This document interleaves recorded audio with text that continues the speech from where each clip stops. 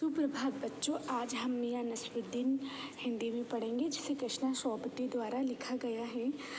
एक दिन कृष्णा सोबती किसी रास्ते से गुजर रही थी। उन्हें एक महल दिखा जिसमें उन्होंने सोचा कि इसके बारे में मैं क्यों ना जानकारी लूँ।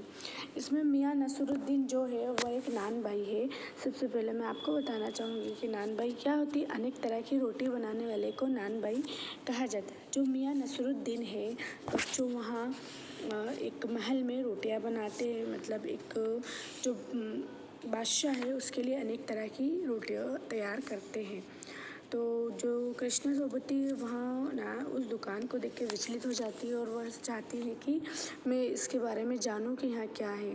ये देखिए बच्चों, आपको यहाँ चित्र दिख रहा है रोटी बनाते हुए। यहाँ आग है, यहाँ तवा है और ये मियां नसरुद्दीन है। मियां नसरुद्दीन से वहाँ अनेक तरह के प्रश्न पूछती है और मियां नसरुद्दीन कहते हैं पूछिए, आप एक सवाल ही तो पूछ रही हैं तो मैं इसके जवाब आपको दूंगा। नसरुद्दीन साहब ने जल्दी जल्दी 2-3 कश खींचे और फिर गला साफ किया और बड़े अंदाज से बोले कि आपको जो कहना है और कहलवाना है मुझसे पूछिए।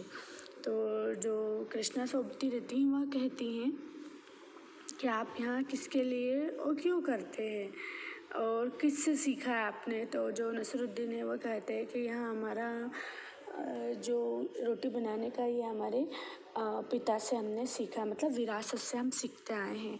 तो अच्छा, तो वो कहती है कि आपको रोटी बनाना ही आती है क्या। तो फिर उस पर कहते हैं कि बच्चा शुरू से तीसरी क्लास में नहीं जाता है, उसे पहली दूसरी पढ़ना पड़ती, फिर तीसरी। तो उसमें उन्होंने उनके वर्ड मतलब उनके शब्द थे। कहे अलीफ, बच्चा कहता है अलीफ। कहे बे तो फिर कहता है बे, बच्चा कहता है बे। फिर कहे जीम तो बच्चा कहता है जीम। यहाँ नसरुद्दीन ने कहा। इसका अर्थ यहाँ था बच्चों कि मियां नसरुद्दीन समझाते हैं कि एक रोटी बनाने के लिए सबसे पहले हमें अनेक तरह के कार्य करना पड़ते हैं, जैसे कि आग को जलाना, आग से पहले उसका चूल्हा बनाना, चूल्हा बनाने के बाद उसका आटा छानना, मलना, ये सब करना पड़ता, फिर जाके रोटी बनती है। यहाँ सब नसरुद्दीन कृष्णा सोबती को कहते हैं। फिर उसके बाद बर्तन धोना भी सीखना पड़ता है। ये सब कार्य हमें रोटी बनाने से पहले करना पड़ता है। फिर अच्छा वो कहती हैं हुक्म कीजिए जहाँपना, बादशाह सलामत ने फरमाया है। फिर वह कहते हैं कि बादशाह ने एक बार उनसे कहा था कि एक ऐसी चीज़ खिलाओ न आग से बनी हो न पानी से। तो फिर हमने ऐसी चीज़ बादशाह को खिलाई, नसरुद्दीन कहते हैं। तो वो जो रहती हैं कृष्णा सोबती वहाँ सोचने लगती ऐसी क्या चीज़ थी जो तुमने बादशाह को खिलाई। और बादशाह को बहुत पसंद आई। तो बोले हम क्यों बताएं, ये हमारे मन की बात है, फिर हम ना बताएंगे, उन्होंने ऐसा कहा। फिर जो कृष्णा सोबती रहती है वह सोच में पड़ जाती है। फिर मियां नसरुद्दीन कहते हैं कि जो रोटियां रहती है वह आग पे से नहीं सिकती हैं, आँच पे सिकती है। फिर जो रहती है उनके मन में आता है कि कौन से बादशाह के लिए बनाते हो। तो वो कहते हैं कि हम बहादुर शाह जफ़र के लिए बनाते हैं। तो बोलते हैं चिट्ठी रुक्का भेजना है डाक खाने के लिए, सही नाम पता ही ज़रूरी है। तो वहाँ जो लेडी रहती है वहाँ बादशाह का नाम जानने के लिए कई प्रश्न करती हैं।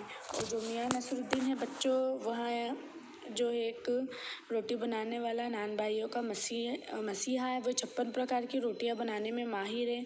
वह ख़ानदानी नान भाई है और वहाँ बादशाह के लिए अनेक तरह की रोटियां बनाते हैं। उसी प्रकार लेखिका मियां नसरुद्दीन के पास क्यों गई।